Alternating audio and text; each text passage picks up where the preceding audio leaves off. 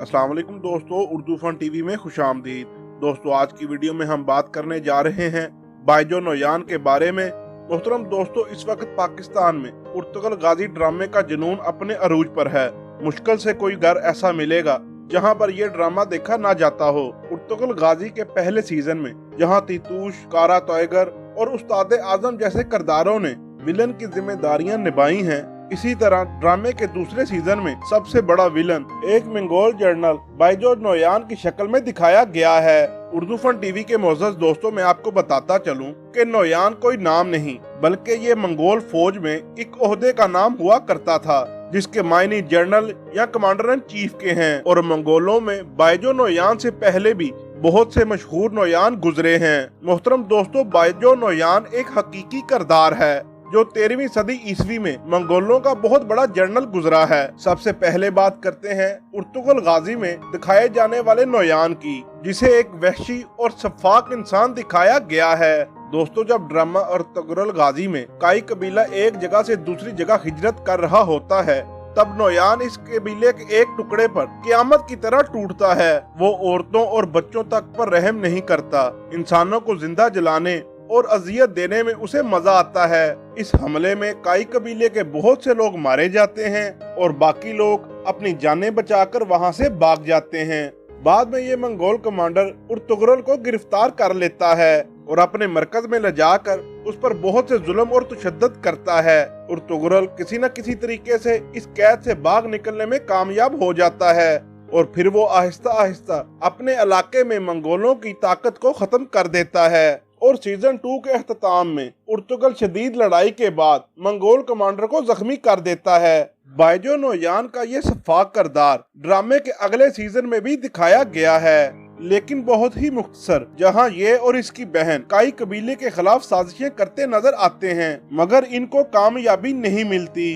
दोस्तों, ये तो था उर्तुगल ड्रामे में दिखाया जाने वाला बायजो नोयान का किरदार, लेकिन दर हकीकत दुनिया में ऐसी कोई तारीखी तहरीर या दस्तावेज नहीं मिलती जिससे ये अंदाजा लगाया जा सके कि उर्तुगल गाजी और बायजो नोयान के दरमियान ये वाकयात हुए होंगे।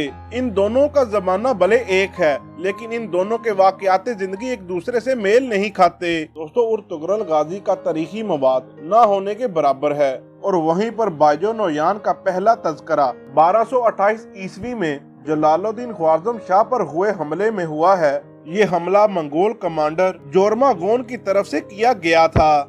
बायजो नोयान ने इस हमले में जोरमागोन के नायब की जिम्मेदारियां संभाली थीं और ये ओहदा उसके बाप के मरने के बाद उसे विरासत में मिला था। बायजो नोयान जंगी सलाहियतों में बेहतरीन और एक दलेर इंसान था, इसीलिए 1241 ईस्वी में जब मंगोल कमांडर जोरमागोन फालज में मुब्तला हुआ तो चंगेज खान के बेटे उगदई खान ने इसकी जगह बायजो को नया नोयान मुंतखब किया और मशरिक़े वुस्ता समेत ईरान और अनातोलिया में मंगोलों की मजीद फतूहात का जुम्मा भी दिया।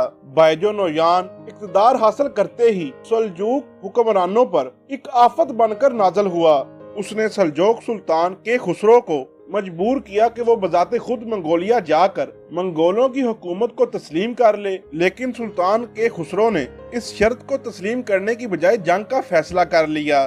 तारीख में इस जंग को जंगे कोसदाह के नाम से याद किया जाता है। इस जंग में सल्जूकी फौज तादाद में ज्यादा होने के बावजूद बायजो नोयान के छोटे से लश्कर से जिल्लत अमेज शिकस्त खाई। इस शिकस्त का सबब दरअसल सल्जूकी सुल्तान के यूरोपी और सलीबी वो हमायती थे जो वक्त पड़ने पर सुल्तान को धोखा दे गए।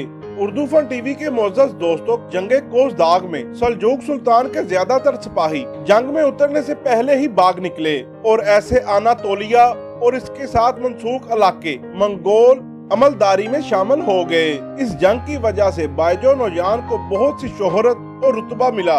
बायजो नोयान ने जंगे कोसदाग में मदद करने पर सलीबियों और यूरोपी हुक्मरानों पर बहुत से एहसानात भी किए, जिनमें जॉर्जिया के बादशाह डेविड सेवन की सल्जूकियों से रिहाई भी शामिल थी। अनातोलिया में कामयाबी हासिल करने के बाद बायजो नोयान ने बगदाद पर 2 हमले किए, लेकिन ये दोनों हमले बुरी तरह नाकाम रहे। अलबत्ता बायजो नोयान का बुरा वक्त उस वक्त शुरू हुआ जब उसने मंगोल खाने आजम के इंतखाब के वक्त मोनकी खान की मुखालफत की, लेकिन नोयान की तवक्कुआत के बरक्स मोनकी खान ही मंगोलों का नया खान मुंतखब हो गया। अब नए खान के हुक्म पर बायजो नोयान के अहले खाना को मंगोल सल्तनत से जिला वतनी का हुक्म दे दिया गया। इसके साथ बायजो नोयान से भी अनातोलिया और मशरिक़ वुस्ता की जंगी क़ियादत वापस ले ली गई। 1298 ईस्वी में हलाकू खान की जानिब से बगदाद में होने वाले हमले में बायजो नोयान का जिक्र तो मिलता है, लेकिन ये जंग बायजो नोयान ने हलाकू खान की ज़ेरे क़ियादत लड़ी थी। बगदाद की तबाही के बाद बायजो नोयान का तारीख में कोई जिक्र नहीं मिलता।